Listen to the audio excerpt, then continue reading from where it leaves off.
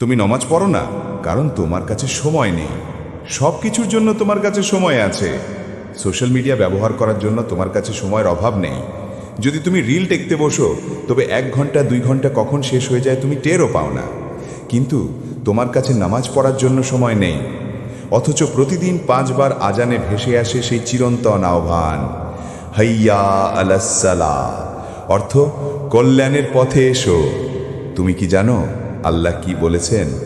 যখন পুরো দুনিয়া তোমার বিরুদ্ধে চলে যায়, যখন চারপাশের সব দরজা তোমার জন্য বন্ধ হয়ে যায়, তখনও আশার এক দরজা খোলা থাকে। আল্লাহ বলেছেন, তুমি শুধু আমাকে স্মরণ করো।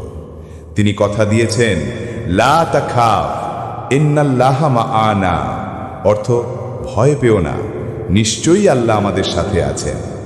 আল্লাহ বলেছেন, আমি তোমার সাথে আছি, তুমি ভয় পেও না। দুনিয়ার এই ক্ষণস্থায়ী ব্যস্ততা আর মোহের চক্করে আমরা সেই মহান রবকেই ভুলে গেছি।